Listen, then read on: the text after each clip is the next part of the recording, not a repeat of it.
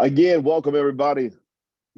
We are so glad that you are joining us tonight for this conversation.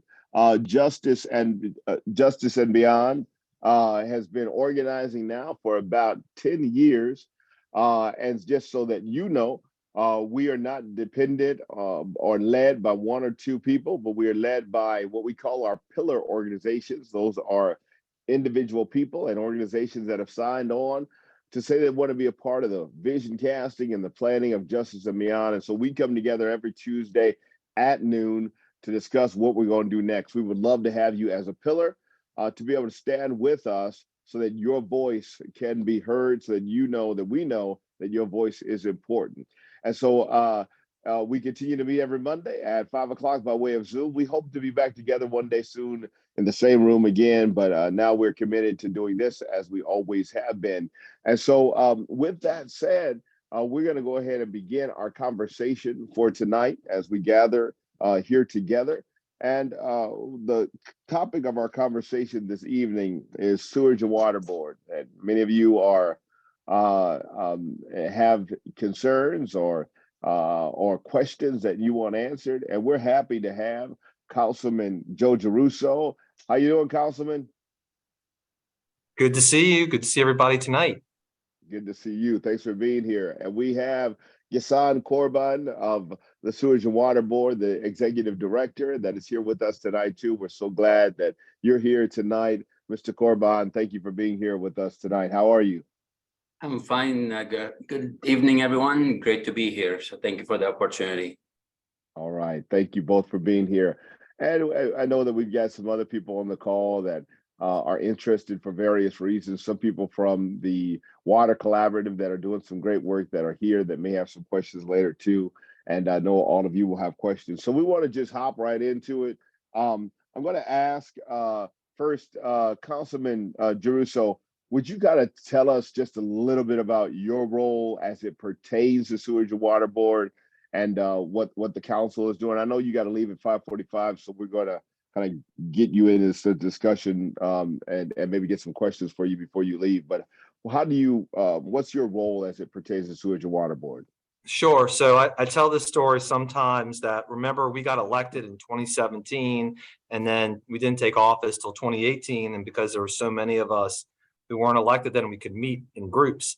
And so people were trying to sort of jockey for what position they wanted on the committees. And I said, I wanted public works. And everybody said, that sounds great, Joe. It's all yours. Don't worry about a thing. So that's how I wound up as chair of the Public Works Committee. And it was primarily because I think we have so much need, no matter if you're in District A, but throughout the entire city. And knowing in particular that these sewer, water, drainage, surface issues touch all of us. And I always thought that was really important, is that I'm not debating things that are either above my pay grade or state or federal issues. It's something that touched all of us. So in sort of the first go around when I was chair of the Public Works Committee, the past council and Sewage and Water Board had not been great about following state law about the council getting the quarterly reports. And I just thought that was really important as a public mechanism, that so often Sewage and Water Board has information, whether it's good, bad, and different, to report, and that the public just didn't know about it. And so we were really honed in on trying to make sure that whatever was happening with the agency, that the public was very much aware of it.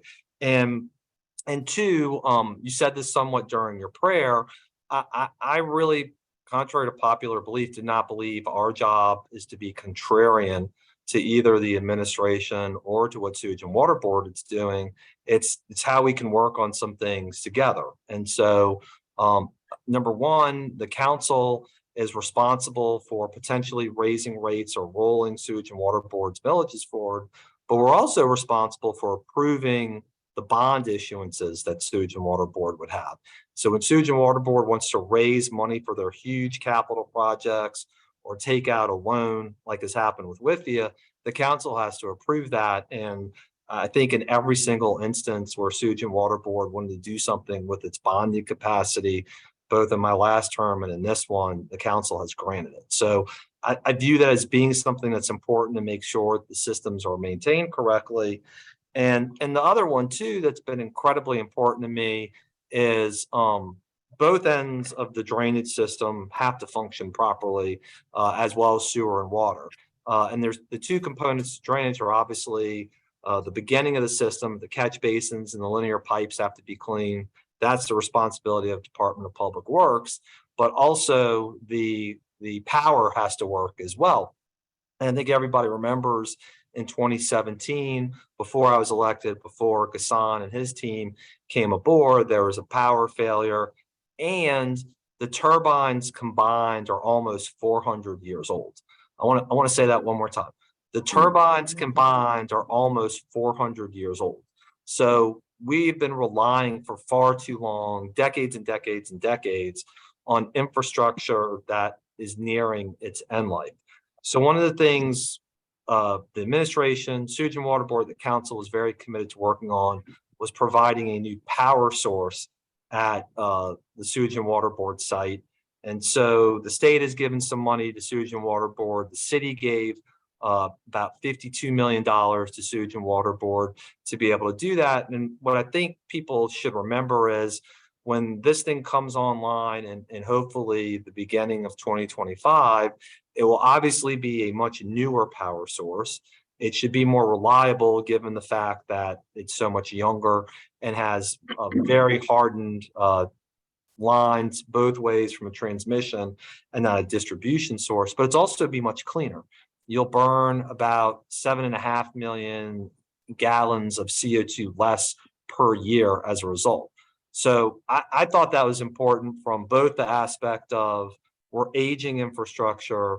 We have not just an existential, but a real threat when it comes to climate change. And we need to make sure that we're protecting the city from flooding. So Absolutely. those have been the important things for me.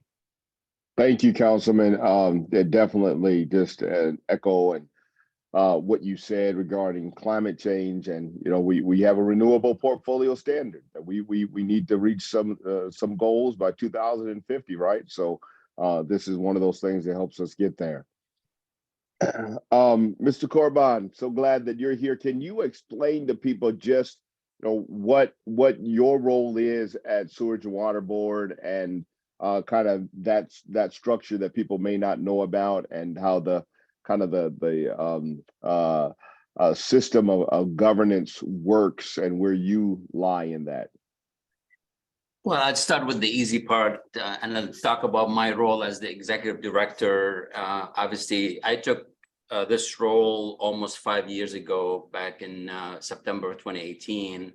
And my role is to obviously create a better vision to for the utility for the city. And my initial role was to make a overall assessment of the utility, where it's succeeding, where it's doing well, where it's not doing so well.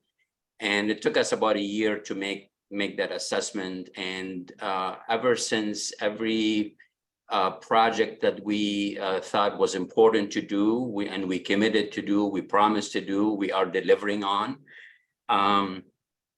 And then I'll just give a couple examples, just like the councilman who I found, by the way, a true partner, across in city government in terms of partnering and getting stuff done. So specific to power, I recognized, and my team recognized, that was a very critical priority for us in the project. So we set out to make a plan for creating a brand new modern system for the city. And we are in the process of doing just that.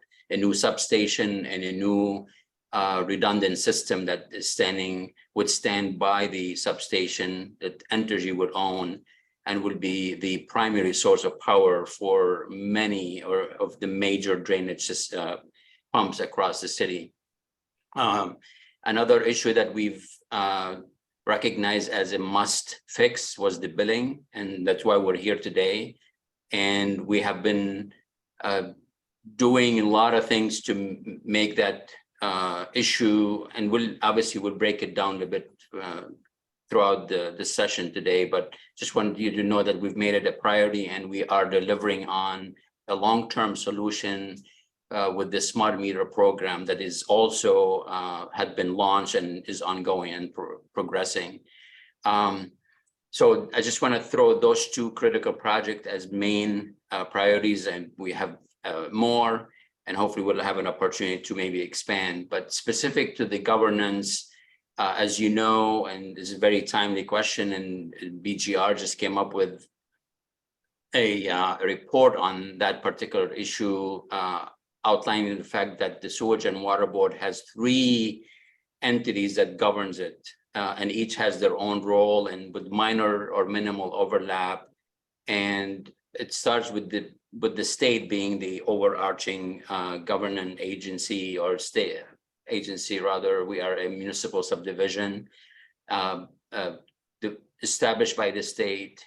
We have our own board of directors that also has a governing responsibility of the utility. The president of the board is the mayor of the city, and on the board there's also a seat for the public works chair or his or her designee. And we also have the city council, as Councilman Giarrusso elaborated. They're responsible for multiple things, but primarily are the rate making and any financing or investment that we make on behalf of the utility. So three entities governing one utility, and I know that question will come up, whether that is the right governance or right structure for a utility like ours. And well, I'll stop at that. Yeah.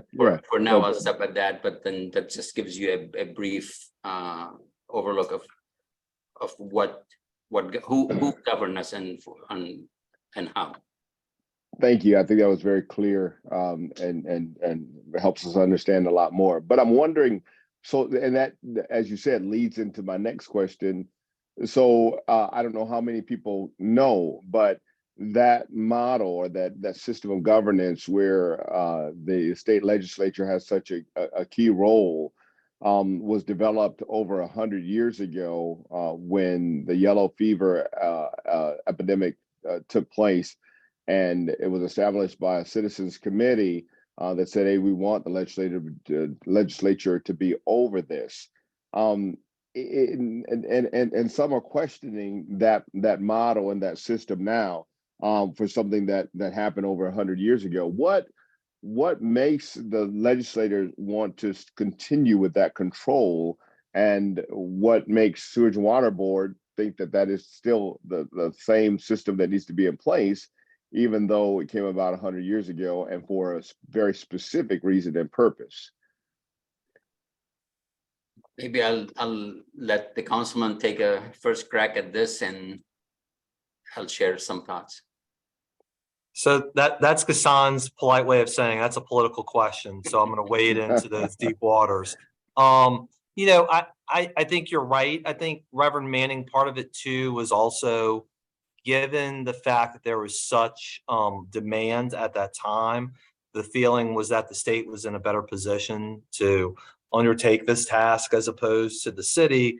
But I think you're also right that times have changed since this was imposed 100 years ago. And really, kind of more to the point of your question, one of the things I've discovered in government is when something lives in 2 or more places, it's really hard to manage.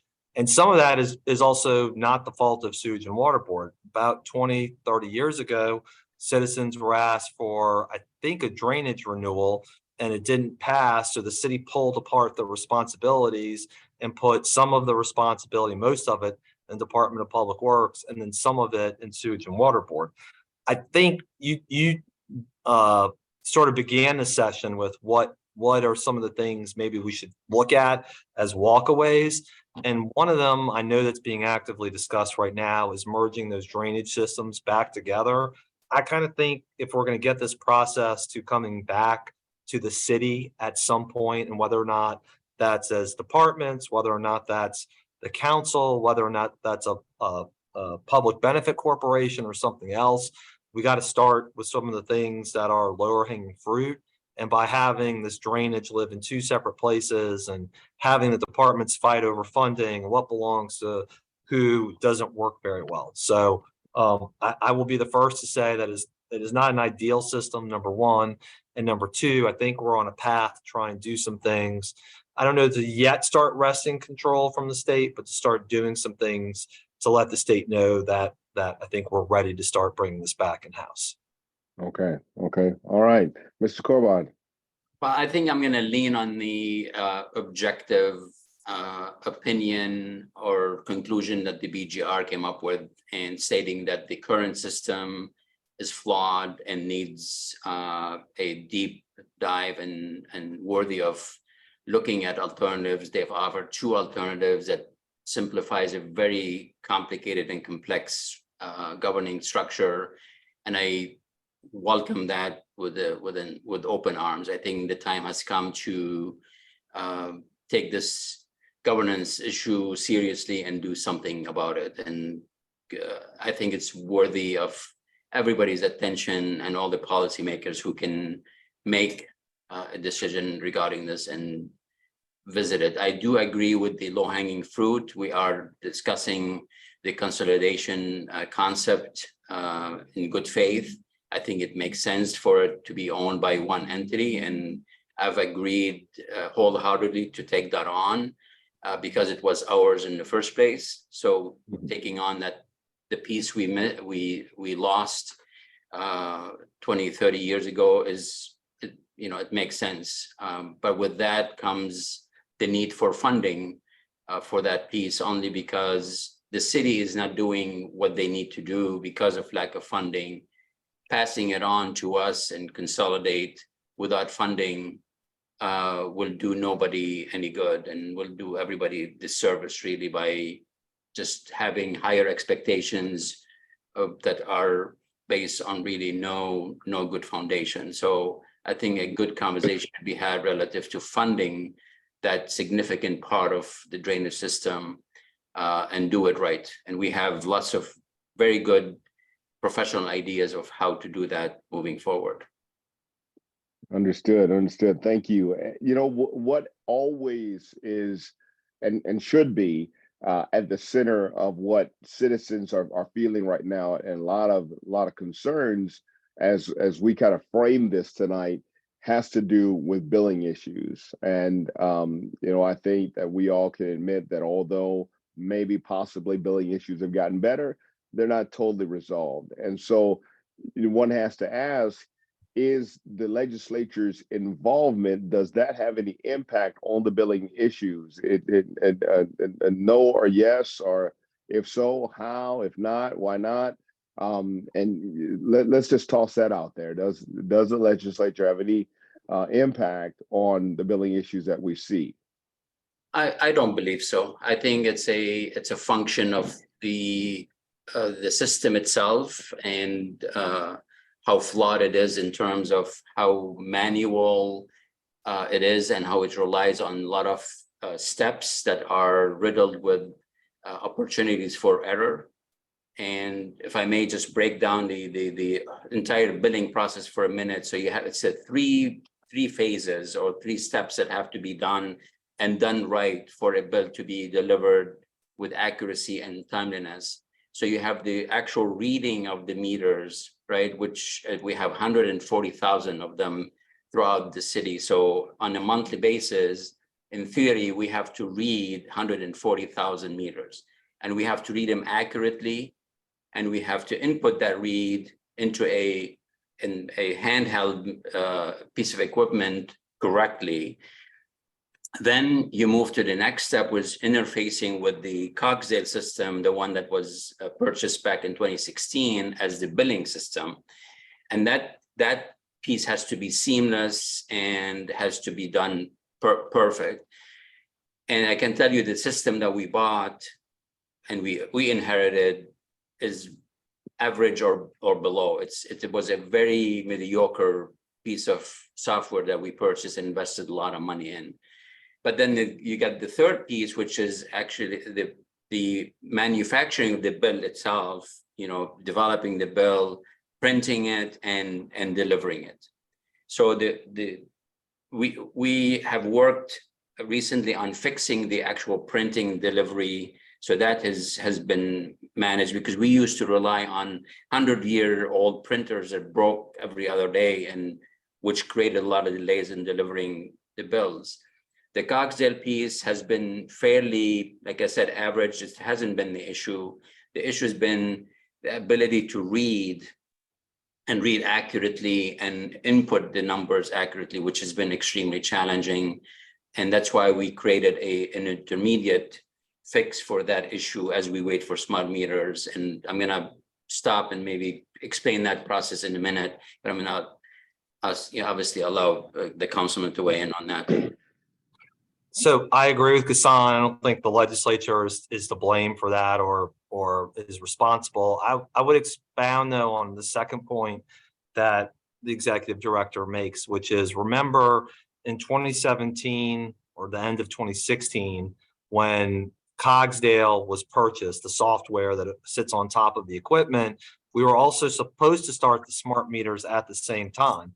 And under the prior administration, they bought something on the magnitude of 30,000 smart meters, but then they weren't installed correctly. So you have a billing software that is meant to work with smart meters without the smart meters.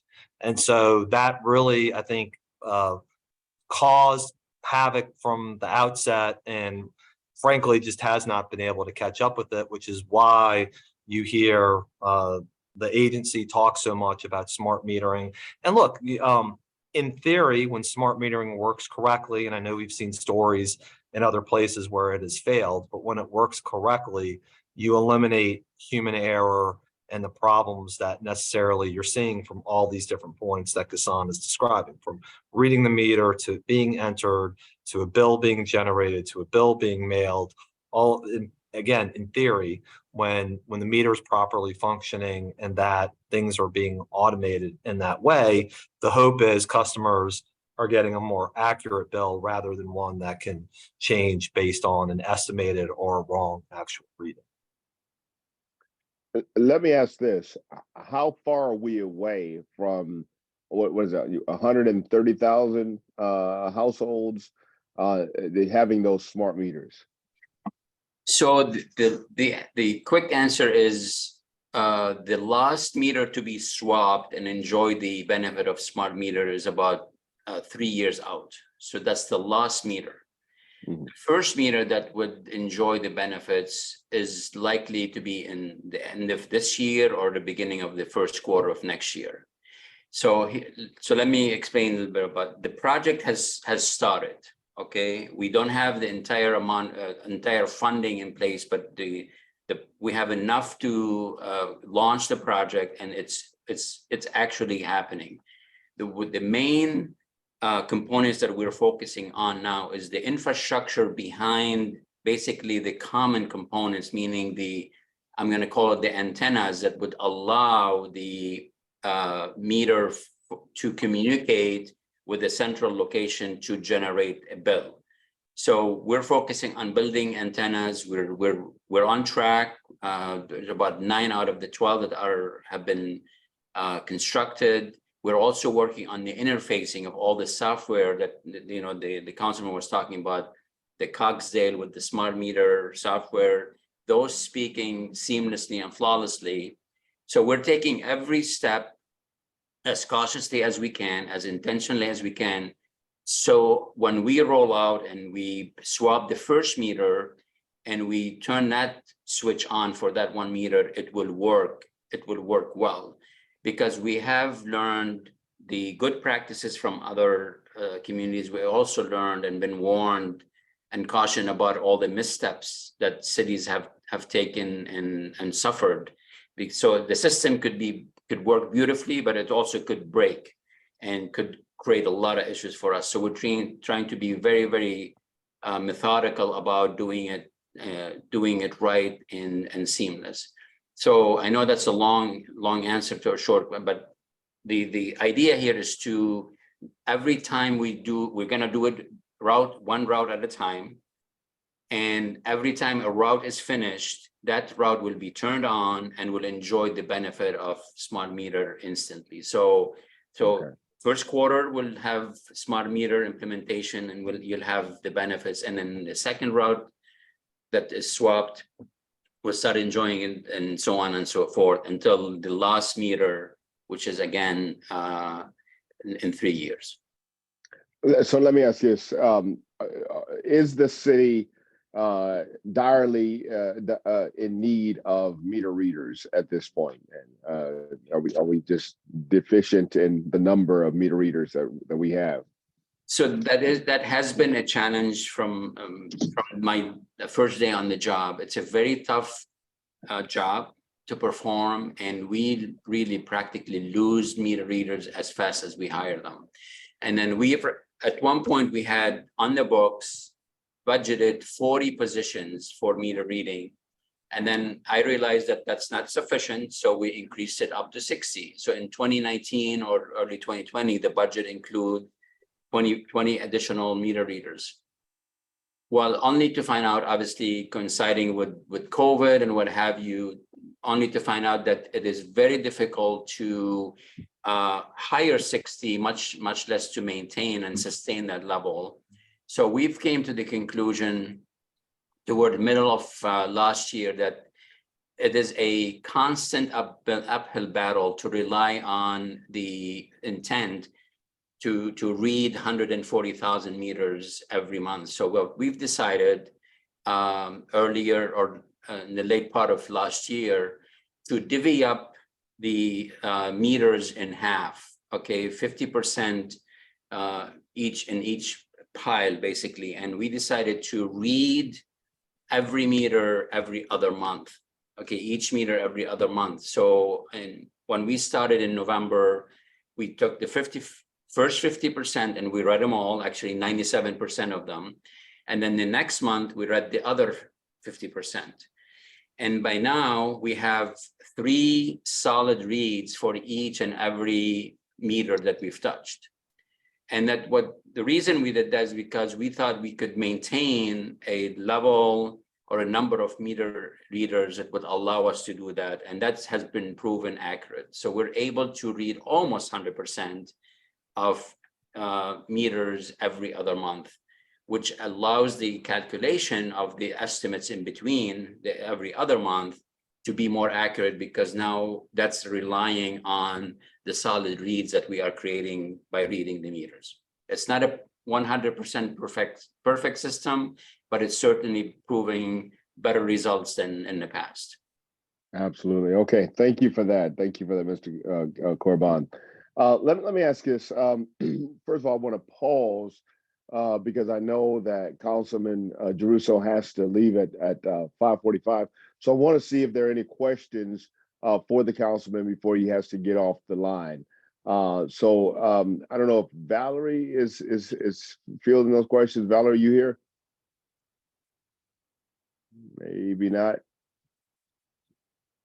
Kiana, are you able to handle that? I can, but I don't see any questions currently. So let me ask you again, are there any questions for Councilman Giarrusso while we just have him for a couple of more minutes? Raymond Sweet has his hand up. Go ahead, Raymond. I'd like to ask a question to Councilmember Giarrusso. So I'm glad you said at the beginning that you were not trying to be adversarial with the Sewage and Water Board, because I find it annoying as a citizen, the bickering and the juxtapositioning for power that has actually been going on between you guys lately. So with that said, what else is on the books to help the Sewage and Water Board meet their requirements to the citizens, so the citizens can have some trust and faith in the Sewage and Water Board going forward? So if there's some need that they have from the citizens will be able to, trust that it's going to get done. Thanks for the question. It's a good one. So I would say first, remember the substation isn't finished yet. So we still are going to have to be in bed and hold hands for the next couple of years until that comes online. And that is just a process of really being vigilant. And I think Ghassan can tell you, Sewage and Water Board is waiting on some more money from the state to get that done. And we are working with this current group of legislators as well as in the future to make sure all of the funding is completed. I think that's the first and most important thing that's on my plate. Obviously, we want to continue to work with and not be opposed to the organization when it comes to the billing issues. We understand how challenging it can be for people if they get a bill that's anywhere from $50 to $150 or even higher than that, than what it is. We want to make sure that those billings are being accomplished as well as possible. And I think, we're also constantly looking both internally and externally on what other projects can be done as well. So I'll give something in my backyard. I think, and Ghassan, correct me if I'm wrong, of the 12 sort of major pumping stations in the city, there's only one DPS 12 that has a single pump to it. And so if a pump goes down at pump station 1, 3, 6, you can make up for that. When pump station 12 goes down, kaput, that's it. There's no other backup pump.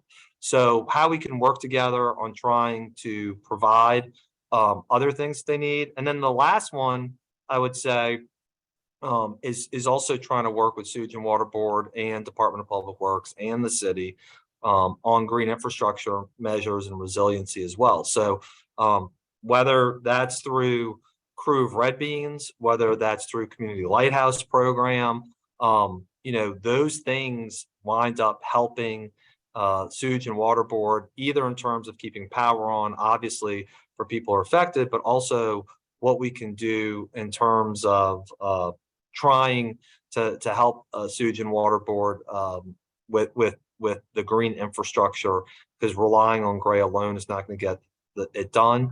And I want to be very clear, I'm not making a promise when I say this, but one of the things that's been on my mind the last 6 months that seems to be heating up a little bit, and I know this may seem parochial, but it's important, is leaf blowers. That number one, they burn gas, they're loud, and also people are just blowing the clippings straight into the catch basin. And so that creates heartburn, both from an environmental standpoint, also being a good neighbor, but also for the city and having to clean up that gunk and junk all of the time. So I think it runs sort of the practical from what we can do right now to help, as well as continued as knowing that there's state dollars we have to pursue and trying to work with them on all the federal dollars that we have from IHA and IRA, the federal programs too. So really good question. And Councilman, I would have thought that might be a good segue for you to talk about the new billing reform that was just passed about a week ago, right? Is that correct? It's been probably a couple weeks now. I know things have a way of speeding up on us faster than we anticipated. And look, I mean, I think the bottom line for us has been on so many different issues. The council has what I call almost a mystical relationship with your constituents. People think that we can snap our fingers and get a light change or cure cancer or whatever the case may be. And here, one of the things that we just felt was important because we've seen them is trying to help with the billing system. What the ordinance ultimately calls for, and I think this is the most important piece, is it allows an appeal potentially, if necessary, from the Sewage and Water Board's internal process to the council. And the council will more likely than not outsource review of whatever Sewage and Water Board says. And then the council has the ability, much like we do with any other recommendation, to accept, modify, or reject what we get. So obviously our hope is A, bills go out correctly, B, that they're fixed as quickly as possible, C, if you have to go through an adjudication proceeding, that's all handled internally. But if that doesn't happen, then we can be a place of last resort to try and help resolve those. Okay, all right. Thank you for that answer. I know, again, we probably got the councilman for 4 more minutes. Is there any more questions? Yes. Yeah, Lane has a question. Go ahead, Lane. Lane, you're on mute. Sorry. Thank you. One of the biggest issues and I'm speaking personally, my entire family, who each have, homes and bills with Sewerage and Water Board, neighbors. I mean, I'm hearing this from everyone, from people when I'm waiting in line. And that is, once you're able to, and you basically just have to go down to St. Joseph Street. You have to go down there, but once you get down there, you bring all the papers that you need to bring, and you get somebody to, even if you can get somebody to say, oh yes, well, we've worked this out, now this has been fixed now, and don't worry. And the next bill comes out and it's as though it never happened. So my question quickly is, are you working now? And I know this is all interim, because hopefully so much of this is going to be solved, we hope and pray, by the software system working with the smart meters and producing more accurate and regular bills eventually. But that's going to be about 3 years away until it's final. And that's your best estimate, I gather. So my question to you, Joe, is what, if anything, are you doing now to work with the Sewage and Water Board to try to get that there's like no handshaking going on at the Sewage and Water Board between getting a bill corrected and then getting that to be actually reflected somewhere in the system? Yeah, I mean, I think I can answer that like on a more macro level, which is what we do is we get a bill from somebody and we ask them to explain what's going on, send us the bill to us. And then Sewage and Water Board now has a dedicated email address called escalations@swibno.org. And I got to drop off, but maybe somebody from Sewage and Water Board who's on this call can drop that into the chat. And their job is to go through this lane. And my sincere, cross my fingers and toes, hope is that by reaching out and by escalating to this group of people who are internal, that somebody's bill can be resolved. That's number one. And then number two, to your sort of the point you're also making, is we've also seen some time that it does get resolved. It does. But then 3 months later, it's the same issue all over again. So we don't have to go down the same path. And both between the fact that we track everything that we do in our office and having escalations, we can say to this dedicated group of people, hey, Lane got a bill in February that was twice her normal bill. Everything seemed to resolve itself on the next cycle or two. And now all of a sudden, back in May, we're back to where we were before. So I think it's about trying to constantly, first of all, you want to eliminate, but I think Ghassan has pointed out all the links in the chain where potentially that there's problems, from reading the meter to inputting to the way the bill is generated to having it sent. But by having this group now, we're seeing, as Pastor Manning said, some better results in the interim. So hopefully we can avoid the adjudicatory process altogether. Councilman, thank you for that answer. I know you got to run, and I want to keep our commitment to keeping you to 5:45. Anything you want to say as you go? All I want to say is very quickly, I know there's some other folks on here, and Ghassan hadn't said this, but I do think we need to continue studying how we take our drainage millages, which are property taxes, and looking at how we convert that to, I don't care what term you call it, a fee. It's a fee. And the difference between the millage and the fee is only people who are residents or businesses pay a tax, but everybody pays the fee. And nonprofits pay sewer and water fee, but they're not paying a drainage fee.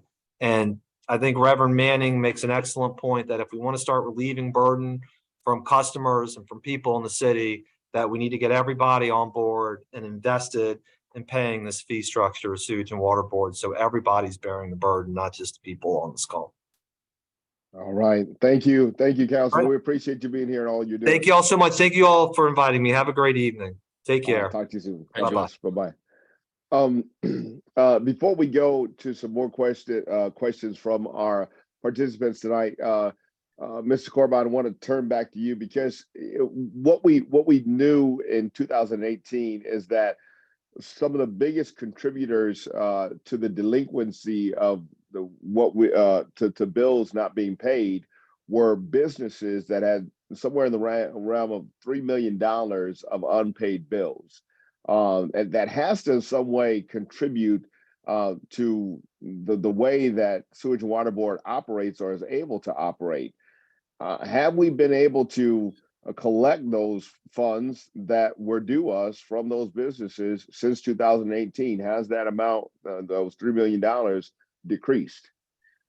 Yeah, and unfortunately, I can't answer the $3 million number accurately, but I can tell you this, that we are owed significantly, unfortunately, significantly more by residents' accounts, residential accounts. I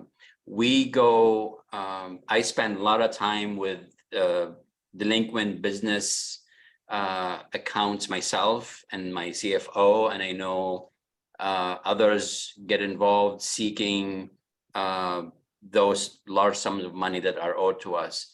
But if you look in comparison, I think the column that contains the residential delinquencies is far greater, unfortunately.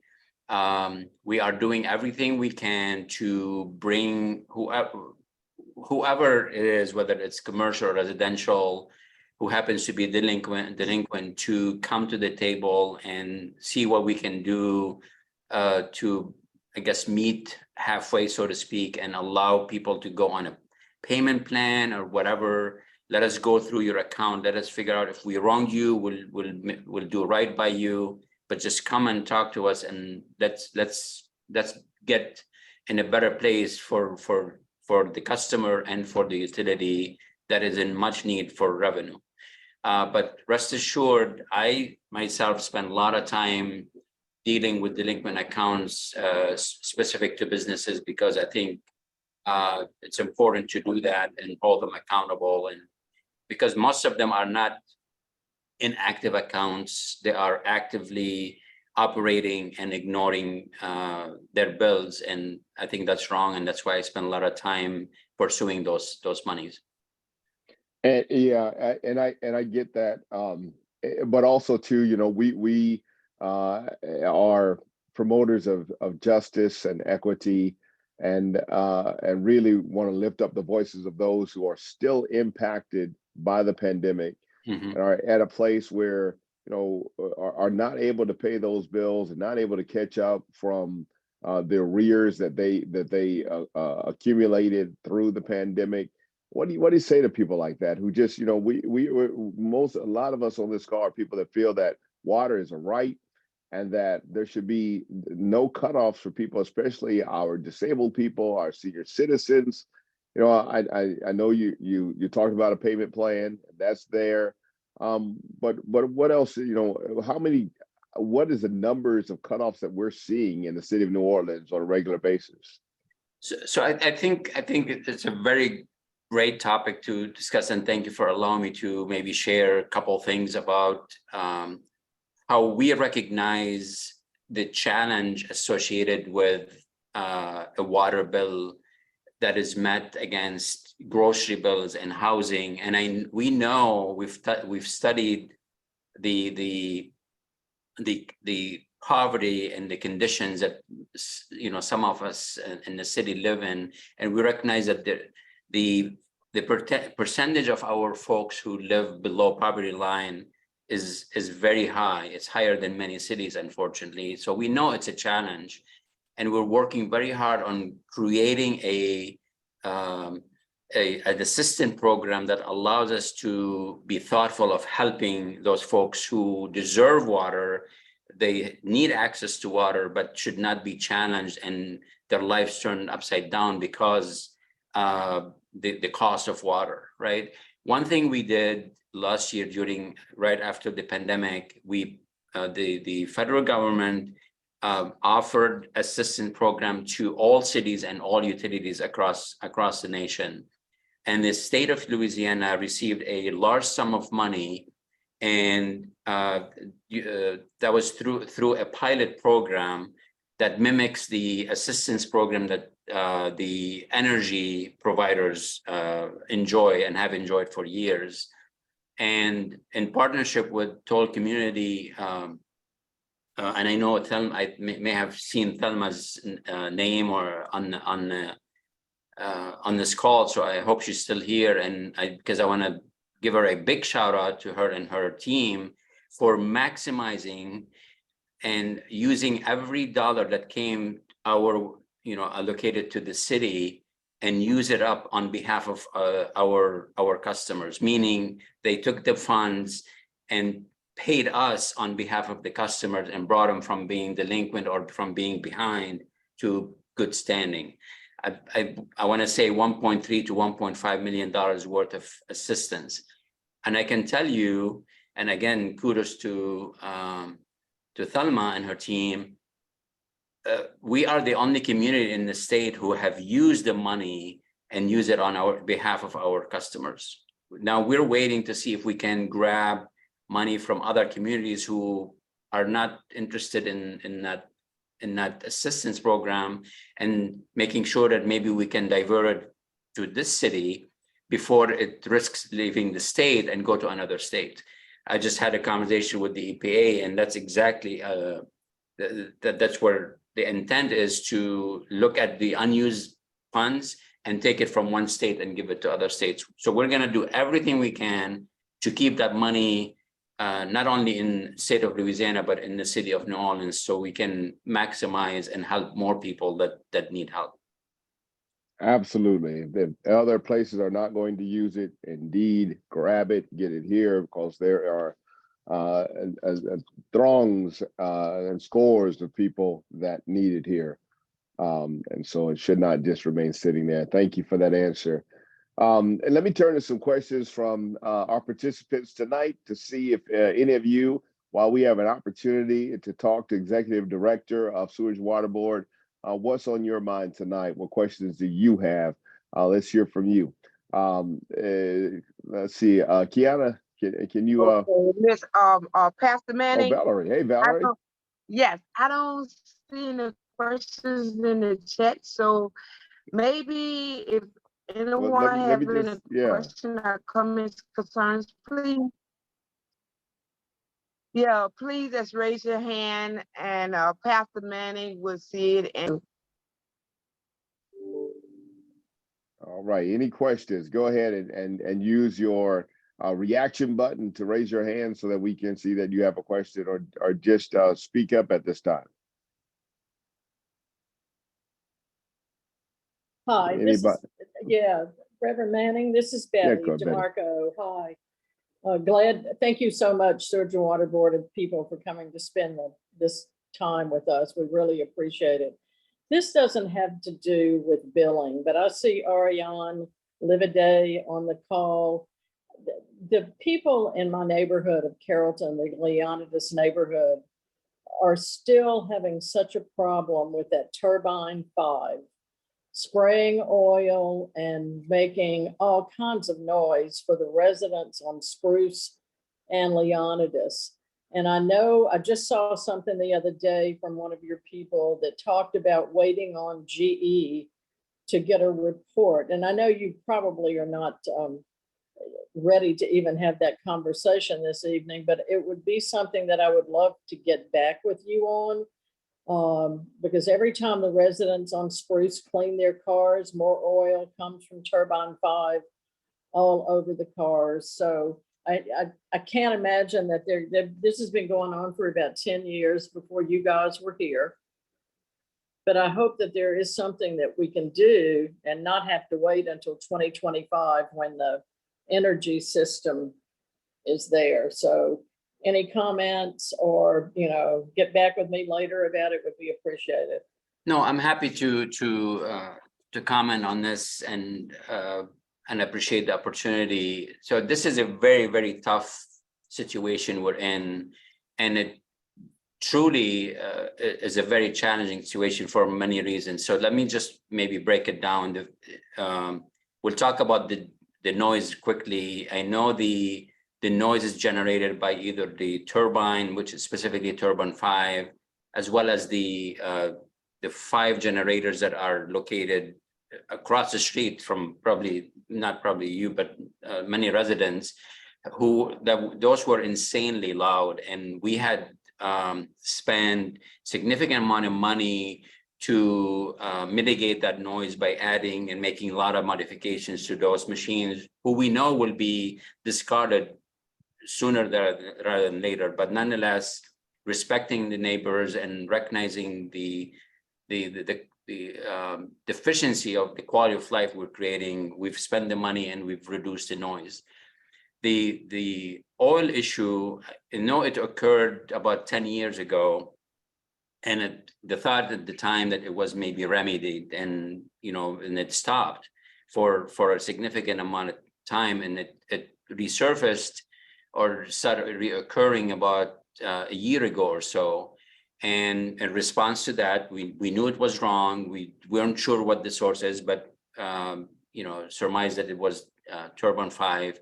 And we've thought that we may have remedied the issue by making some changes, by monitoring the oil levels and what have you, and it stopped after that. So we thought the issue is fixed, well, only to find out a couple of months ago where it started occurring again. Obviously, now we're back to the drawing board. It's a very old machine. Not everybody can diagnose the issue. So GE is the original manufacturer. So they're brought in now to look further. We did what we call the bore scope, basically run a camera through the entire system to look for leaks, and we just haven't found any.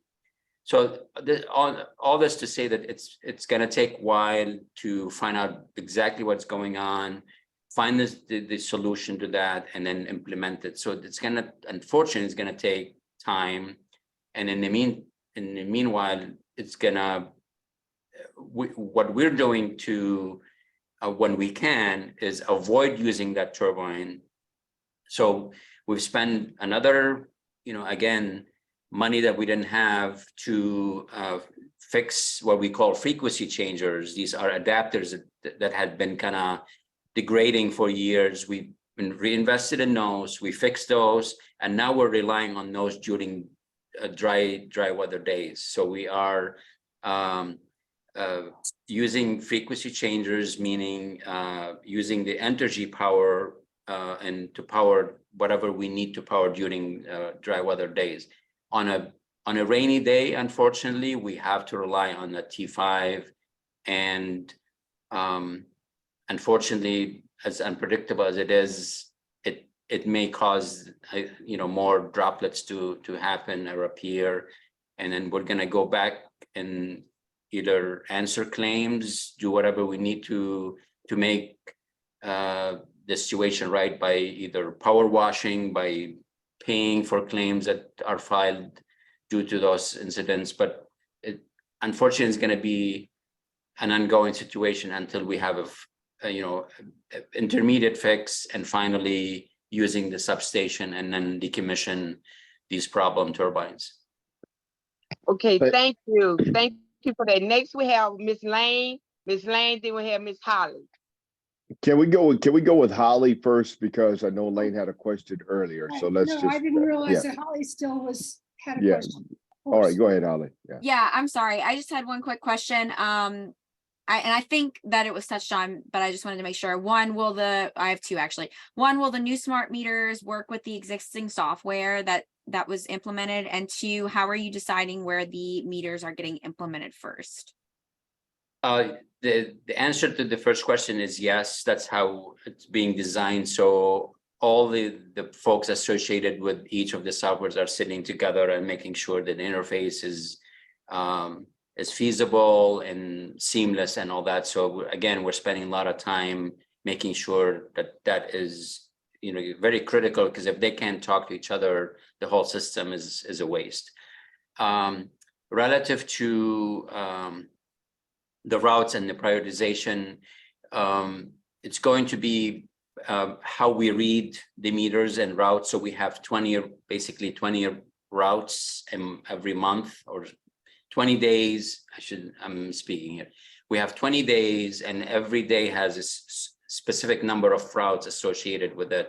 So we're gonna start with route 1 on the day 1, and do it in a group and surgical fashion for efficiency and what have you, and then just go like one route at a time. Obviously, we're going to have multiple crews doing multiple routes at the same time, just not just one route at any given point. But it's going to be that simple in terms of just kind of moving across the city one route at a time. But important to repeat that the first route that is done, meaning the meters are swapped, will enjoy the benefits immediately. That's very crucial. So it's not that everybody has to wait 3 years before you enjoy the benefit of that. Somebody will be the last, and somebody will be the first, and somebody will be last, unfortunately. But the fact that we're phasing it in is huge benefit to our customers, because the earlier enjoyment of the system. Ghassan, too, I want to say, I think what people want to make sure too is that we don't see people on St. Charles Avenue getting smart meters and people in the 7th Ward getting them last. I assure you that will not be the case. I mean, I have my chief customer service officer online, Renee Gonzalez, who many of you have met, and maybe he can expand on this. But we are very cognizant of the optics and the concerns people have, and the last thing we want to do is do what you just said, Pastor Manning. That would be not only wrong, but it will be counterintuitive, and it will fly against a lot of things that we've been promoting in terms of equity and justice and doing right by our customers. So I don't know what else I can tell you to. Yeah, no, it's on our mind. Thank you. Very good. I think that's a good response. And I don't know, did before we go to Lane, Mr. Gonzalez, did you have anything that you want to throw in there? Yeah, and just thank you, Reverend Manning, and everyone for having us here today. Really excited to join you. I think we had a similar meeting maybe about a year ago. Yes. When I think I was a year into my job here. But I'm always happy to talk about smart meters, because it's a project that I've experienced before at my previous utility in the Pacific Northwest. So I'm familiar and experienced with the execution and the implementation of these type of projects. And given that building is under my purview, and you all know that the utility has faced numerous challenges to obtain consistent actual meter reads. And that's been the primary obstacle in our efforts to enhance our community's trust and confidence. And switching to smart meters will eliminate monthly manual meter reads and provide timely water usage data, regardless of any challenge, including staffing, weather events, weather-related conditions like power outages, and so on. And also for customer-facing staff, our staff will now have a plethora of information at their disposal when communicating with customers, and that's extremely important. And they will have the ability to view on their screen what you all are viewing on your screen when you're talking to our staff. And that's a real game changer when troubleshooting and trying to explain bills.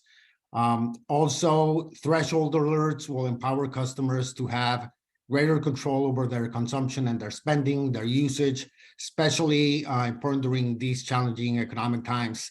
The meter reading job is sort of the first step, like Ghassan said earlier, in regards to the entire, let's say, billing journey. And meter reading is an extremely challenging job. It's challenging. We love our meter covers, but they're probably the most heavy meter covers out there. So it's from a humane perspective, it's important that to just be mindful that our meter readers, most of them are women. I think like 80% of our meter readers out there are women, and I'm really proud of them. But they have to, stoop, bend, 200, 300, 400 times a day, lift those covers, during rain, 90-degree heat, that sort of thing. We have safety concerns always, about our staff. So smart meters is sort of, personally, it's my most important project. It'll be revolutionary, awesome for my staff, awesome for customers, and we are pretty confident in our project and our project manager's ability to do a good execution in the interest of our community. Very good, very good. So you don't make meter reading sound like it's would be an ideal job for anybody, but I would think that you have some positions available for anybody who would want that job. So my question is, how much does a meter reader get paid? I think starting wage is around a little bit over $15 an hour, if I'm not mistaken. So it's a challenge. That's one of the challenges in recruiting, people. If you think about the salary, the physical requirements of the job, the safety concerns given, the state of our city and our community. But yeah, I mean, we can use as many, people. I mean, you can email me if you know of anyone, or just simply call 52 Water and we'll be happy to work with them. We also have a job fair. I don't know if Grace is on, Ghassan, with some information about the job fair. And we're gonna have a job fair at the convention center. And we need all types of skills, as much help as we can get. Very good. Grace, are you able to say when that job fair is, what date and time? Yes, it's actually June 9th at the Convention Center, and I'm happy to send you an email after this that you can email out to the group.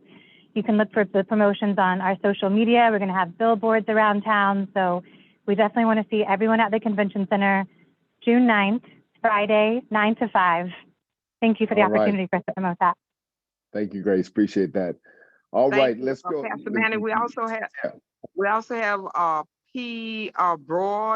Pre-Broad. Sorry, I pronounced your last name.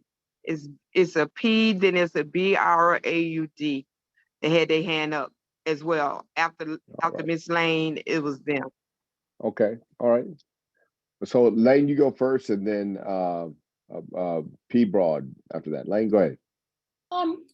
I'm sorry, but there's one. I have. This is a strange question, but I don't know. I can't find anything on the website that allows me to address it directly. I own my home. I have owned it for 45 years. Apparently, the database. There was a new database that went into effect some years ago. All of the records reflecting the fact that I own my home and have been the account holder of record, I'm told, I've been down to St. Joseph Street 3 times. I'm told that there's no record of that. There's just no record at all. And that I have to bring a physical social security card with me. And that's a requirement for me to be able to simply reestablish the account. Does that make any sense? And should I just email, Lane, use the form? Lane, can you hear me? Yes. Okay. If you send me some contact information, either a number or your email, I'll be happy to reach out to you tomorrow. I appreciate it. Absolutely. Thanks so much. Okay. Great. P Broad.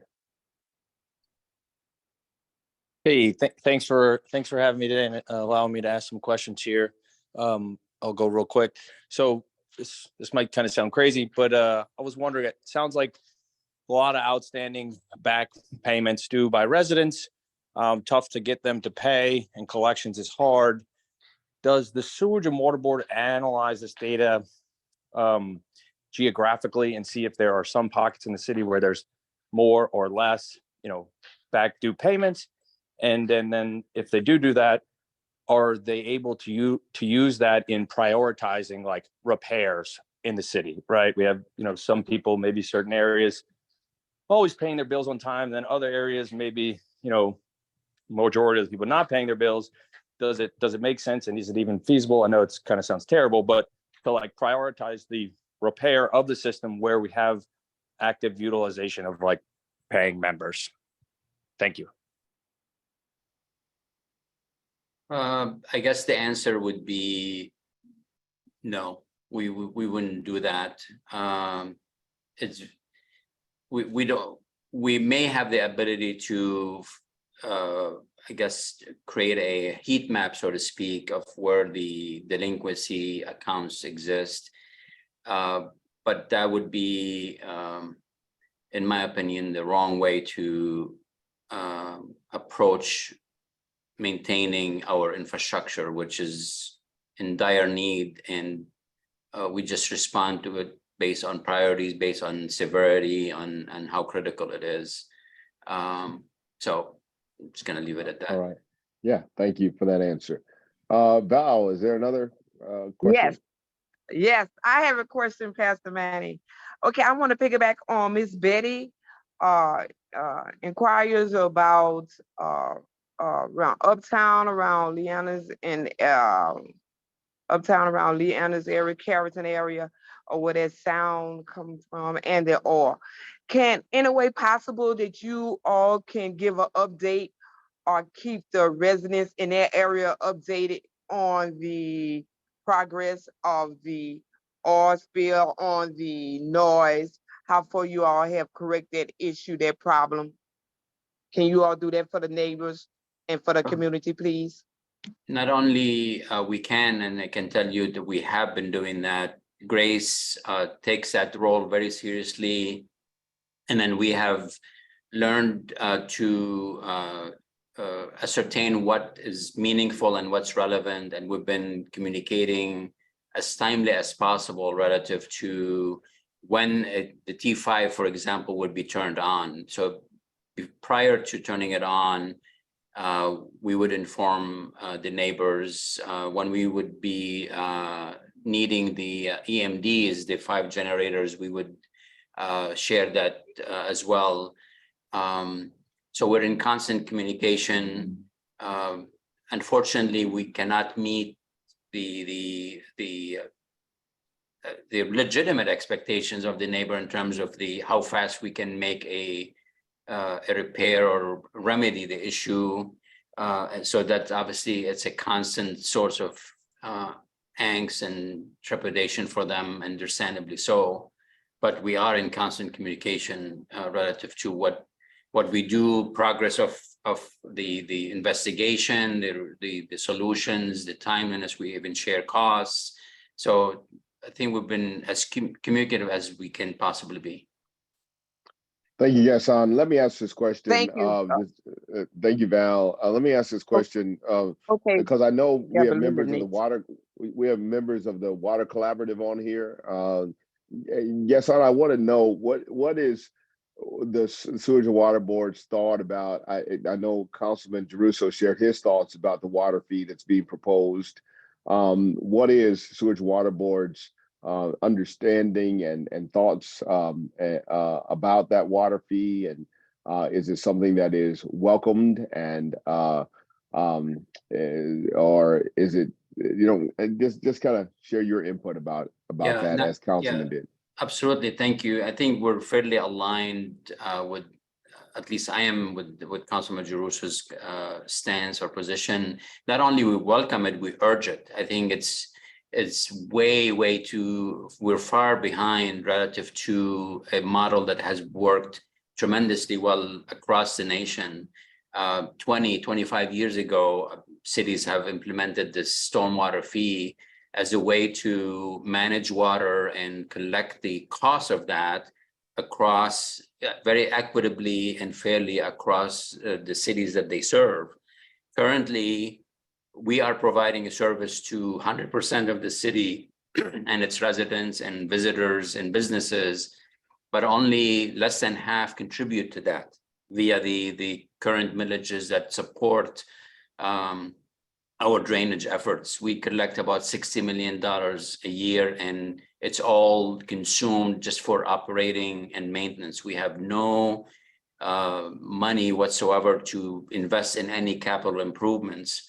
the power complex, for example, which will support drainage predominantly, as well as some potable water pumping, is funded through outside monies and not from the drainage, the millage. So the only way really to improve the drainage system in the city is via a new system that's more equitable and more fair, and that would be a fee that would be levied across the board. And there's been so many good models that we could utilize, such as charge you per the amount of permeable or non-permeable surface that exists on your property and the size of your property. So there's something that's called ERUs, equivalent residential units, that basically allow us to create the smallest fee possible for the smallest lots. And then from there, we can go multiples of those ERUs based on the larger size properties to be fair to the ratepayers, basically, on the service they receive. So if you contribute less, you pay less. If you contribute more, you pay more. Very successful model across, and it's very well accepted by the users who contribute to those funds. So it is our hope that at one point this conversation would be had at a larger scale, and the policymakers will adopt something like this sooner rather than later, because the city needs it. All right, thank you, Ghassan, for answering that. Val, is there another question from the participants? Yes. Yes, you have Miss Belinda. Miss Belinda had her hand up. All right. Yes, good evening. First of all, I'd like to say I appreciate this panel, Pastor Manning. Thank you so much. I just want to I don't know for sure if they can answer this question, but I have two very important concerns. One of them is how do we find out as residents whether or not the water is safe for us? The other question is,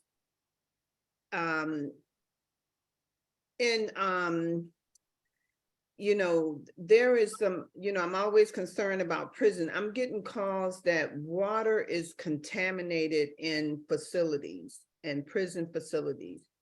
And I know that by you being the director of the Sewer and Water Boards for New Orleans, I'm wondering, how do we find out?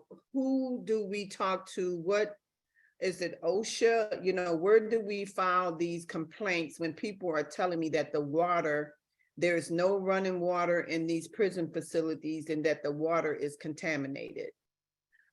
Thank you. You're welcome. So the first question is, how do you know the water is safe?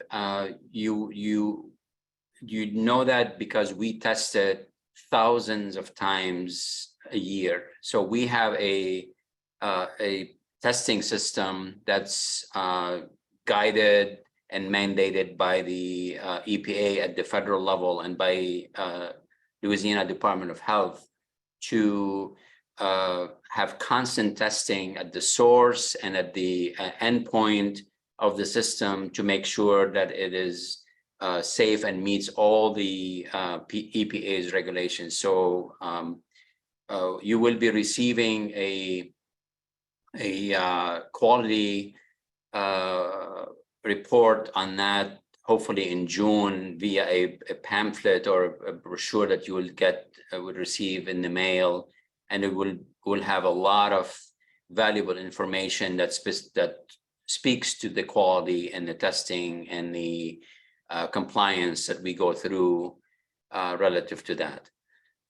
Specific to a facility that doesn't have any running water, that I'm assuming that it's not because we're not providing the water, it's because have some internal plumbing challenges or issues. I would say either the health department or LDH at the state level in terms of mitigating that issue. Okay, do you have a direct contact information for LDH on the state level?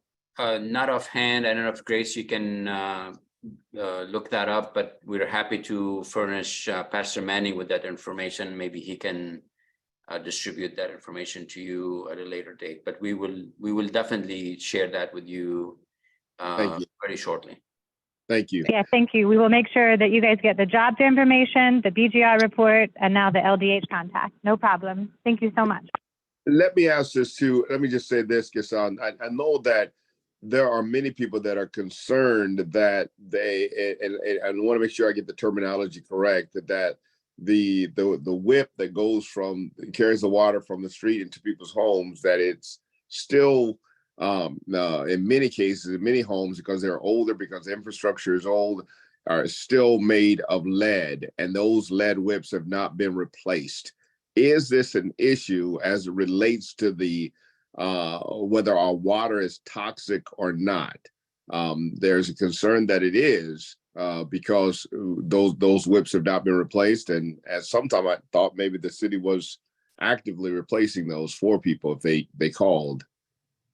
Yep. So a lot of good questions in there. So I'll try to dissect it and answer all of them. If I don't, please, call me out on it. So you are accurate to say that there are a lot of lead service lines that exist in the city because it's an old city and lead was allowed to be used throughout the United States, and particularly New Orleans was allowed to be used as late as 86, I believe. So was much later than other cities. So there are lead service lines in the city that exist. We are in the middle of doing an inventory of all those, where they are and the type of material they're made of. So to comply with the lead and copper rule by the federal government, we have to provide an inventory of those by October of 2024 and make it public and make sure that everybody who has one is aware that there is one. Now, it is very important to note that this system has existed for tens and tens of years, it could be 100 years.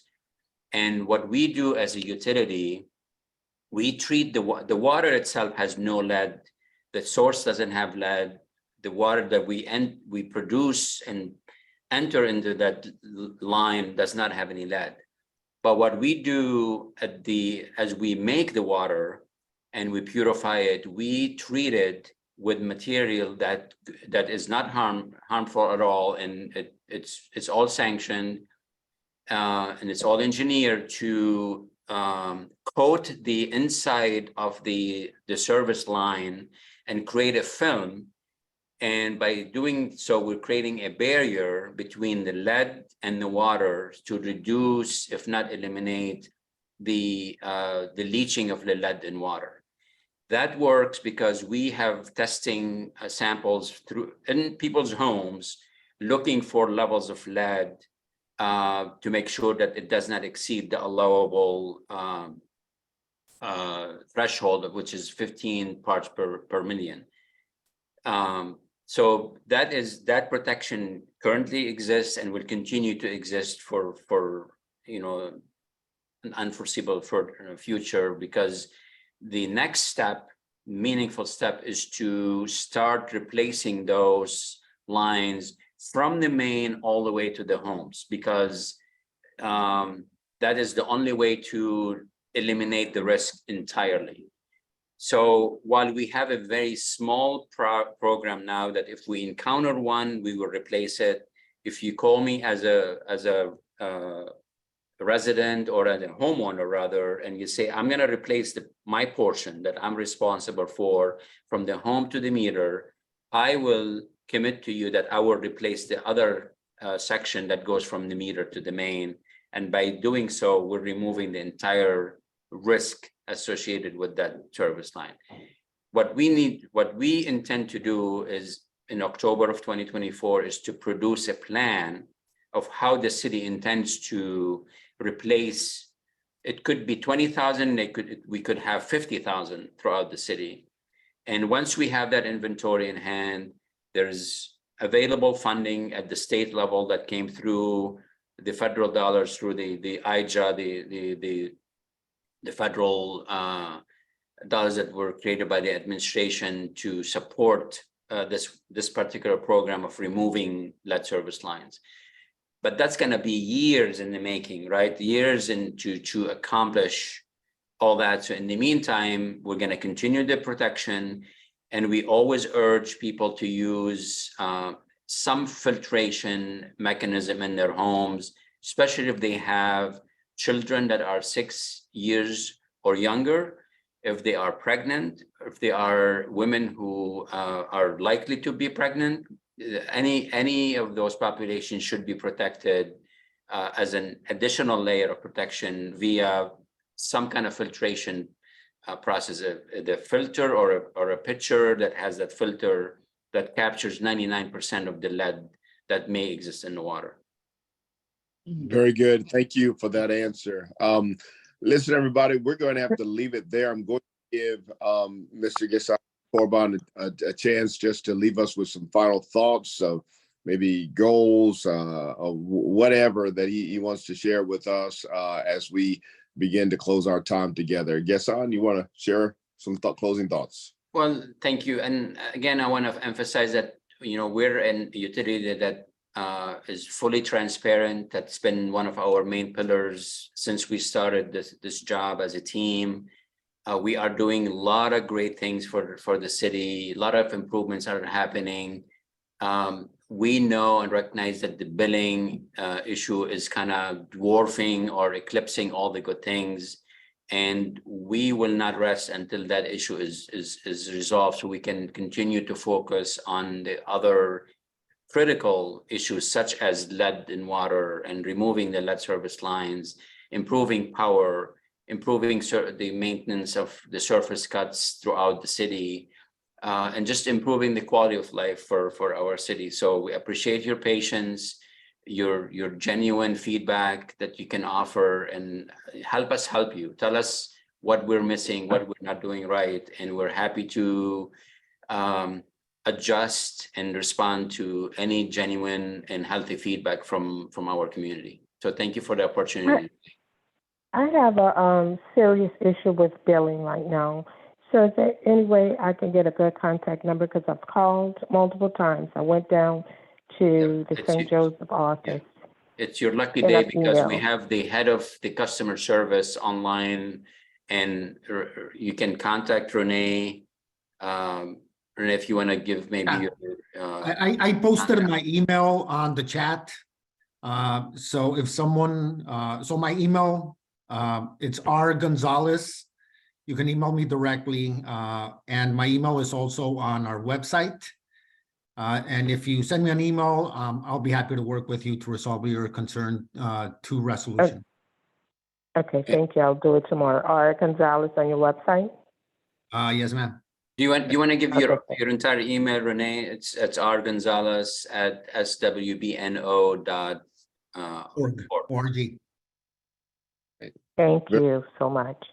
Attest to that every time that I've called on Mr. Gonzalez to take care of the issue, whether it be with a congregant or somebody from the community, it has gotten resolved, and I greatly appreciate that.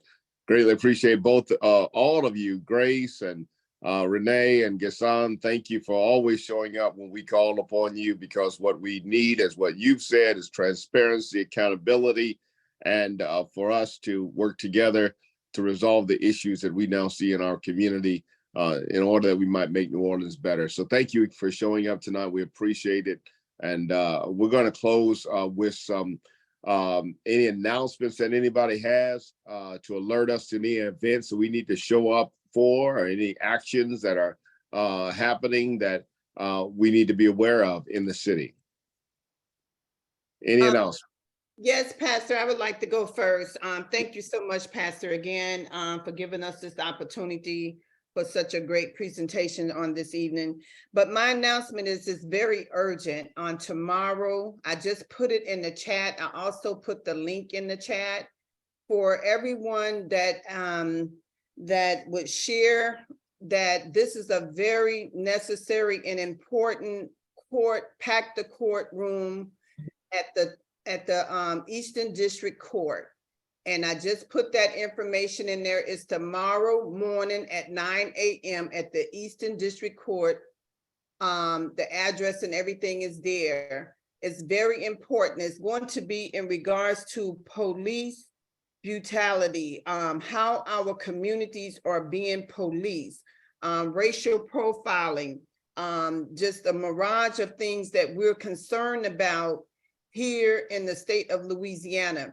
And that is going to determine whether or not police have the right to, do harm to people, harass them, bully them, profile them, and have themselves covered by the immunity, and which we all know about. So we need support from Justice and Beyond and everyone to show up tomorrow in the courtroom for this summit hearing. Thank you. Thank you. Please put that in the chat, Sister Belinda. Thank you for that. Anyone else? Any other announcements? Just really quick, I did put it in the chat, but just really quick, the Water Collaborative, along with Civic Studio and Total Community Action, next Thursday, we'll be holding an event at the Treme Rec Center from 3 p.m. to 6 p.m. This event is actually aimed to be for children and families, and it's going to be about the education of lead, where lead comes from, possible exposures to lead, and also aimed at lead service line information and education as well. So please come out, bring your families. We'll have light refreshments, and it's going to be a very hands-on and interactive experience. Very good. We got to stay educated. Thank you for that. All right. Any other announcements? Yes, sir. Pastor Manning, I would like to announce to everybody and anybody who would like to join the Pillars of Justice Beyond, please put your email in the chat. And if you have not received any information via your email, please, if you want to be added to our email list, please add your email, your contact information in the chat. And Justice Beyond will put you on the list, and we will keep you updated. Thank you. Thank you, Valerie. Any other announcements as we close? Pastor Manning, Pastor Manning. Sorry, this is Faith from the Susan Water Board. Can you hear me? Hold up, Faith. Oh, sorry, go ahead. Sorry, right before you, then we'll come back to you. Who was that before? It was me. Kimberly, thank you so very much for all that you have done and is continually doing for this city. Appreciate you very much. Thank you so much for that. I appreciate that. Thank you. Thank you. And Faith. Yeah, this is Grace, and I echo those sentiments so much. I just wanted to hop on and say thank you to Pastor Manning. Thank you to our collaborators at the Water Collaborative. And thank you to everyone on this call. As a public servant, it's just such a great honor to get up in the morning and serve you all. Again, with that job fair, I can't say enough how fulfilling it is to live a life of public service. I hope that anyone on this call that either has someone that they love or themselves are looking for a life of fulfillment, thank you for considering to join the call to the life of public service. We'll see you at the job fair on June 9th. Thank you. Thank you for all you do. Anybody else? Any other announcements? Pastor Manning, just real quick, I forgot to tell everybody they need to go and register on that link. It's very important that you register, even though if you don't intend to be there, the support of the registration would help out a lot too as well. Thank you. Very good. Thank you, Sister Belinda. Anybody else? All right, everybody, we're going to leave it right there as we go in order to do the work of the Lord, to do fighting for justice. Micah 6:8 says, what does the Lord require of us? Do justice, love mercy, walk humbly with our God. I pray that you would take hold of those words and run with it. As we go from this place, let me just pray for everybody as we go. Oh God, I pray a blessing upon everyone gathered here. I pray a blessing upon their health, their strength, their families, their finances, all that they endeavor into. May they not only do it for the betterment of themselves, seeing themselves as worthy and valued, but do it for the betterment of their neighbors and this whole entire community. For we believe and we understand, as Martin Luther King Jr. said, that injustice anywhere is a threat to justice everywhere. And so we must work on the behalf of one another, showing love, compassion, and empathy one for another, so that when one rises, we all rise. And so, God, we pray for this city that we would begin to turn it around. We believe that we can, and let us never lose hope. We ask it in the name of Almighty God and my Savior Jesus. Amen. God bless you all. Have a good night. Amen. Everybody Good be night. safe. Good night. Amen. Amen. Good night, everybody. Thank you, Pastor Manning. Thank you, Valerie. I love you all.